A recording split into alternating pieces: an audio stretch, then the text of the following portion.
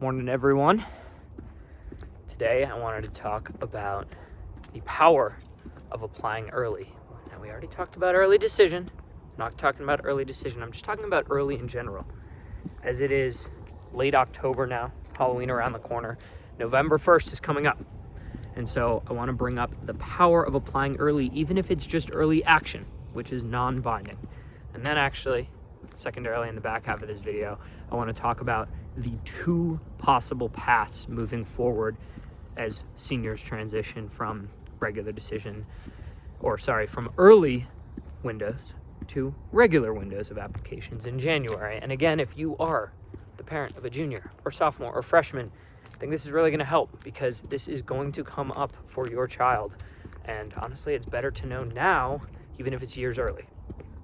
So first things first, applying early in general. We talked about early decision. I'm not going to go into it again. If you want to, go back and look a few videos ago. I talk about the cheat codes in college admissions, and early decision is one of them. But I'm going to talk about early in general. And typically that means early action. Why is early action important? Well, really it's important because if a school offers early action, it's just beneficial if a student has their application together to utilize it. Why? Two reasons. One, schools are much more likely to give out aid, likely merit aid, to students who apply in the early window. In fact, at many schools, it's a mandatory component to giving merit aid. They say, if you want to receive merit aid, we'll consider it, but you've got to apply in the early window. That early window, typically November 1st, sometimes November 15th. The second reason that applying in the early window, if you have your application together, is really, really helpful is because it gives you more information. Here's what I mean by that. Let's say you're applying to 12 schools. You got 12 schools on your list, right? And let's say you've got an early action school, a school that offers early action in November, and it's your fifth favorite school. So you rank them, and you say, okay, my fifth favorite school offers this early action. So you apply here November 1st. If you're a senior, that's in a couple days. And then, guess what? You get your decision back by December 15th. You have early information that you wouldn't have if you applied regular. Let's say your fifth favorite school you applied early action to, you get in. Let's say you get accepted. Amazing. Congratulations. You're into your fifth favorite school. You know what that means for regular decision applications? Come December, when it's holiday time and you've got a ton going on and you've got family around, and the last thing you ever want to do is actually be completing last minute applications, you can completely remove from your list to apply schools 6, 7, 8, 9, 10, 11, 12 from your list. You're already into your fifth favorite. Amazing, right? So this is a way that you can sometimes cut your college application to-do list in half, because you know you're into your fifth favorite school. So I use this a lot with my students. Now, some students aren't able to rank their schools like that. They just don't know, and that's okay. But in general, they might have an idea, right? And so if you have kind of one of your top schools that offers early action, it's really, really beneficial on both of those fronts, both from the financial front, right? More likely to get scholarships, and from the knowledge front. You actually can make a much more informed decision about moving forward. Versus the alternative, of course, is if you don't apply early action, now you're applying in the regular window, you don't have that knowledge that you're into your fifth favorite school. So in the regular window, then you would have to apply to all 12 schools.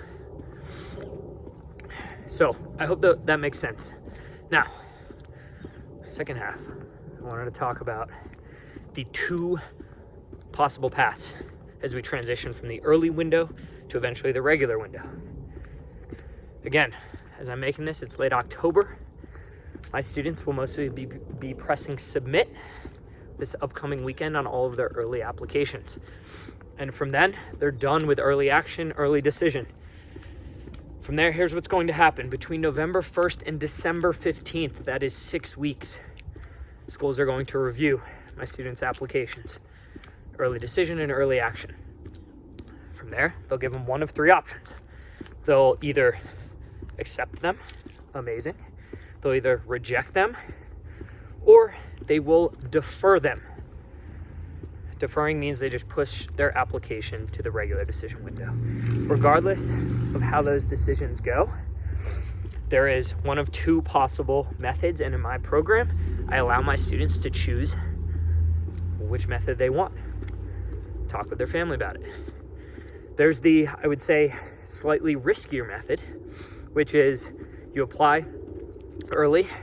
Let's say one of those is an early decision school, and you say, there's a chance I get into my early decision school on December 15th. And so I'm going to risk it, and I'm not going to fill out the supplemental essays to my other schools that I'm applying regular to. I'm not going to fill them out. And I say, that's okay. You can do that. Just know, if you don't get in early decision, you basically have 2 weeks, December 15th to January 1st, to write all your remaining supplemental essays for your regular decision schools.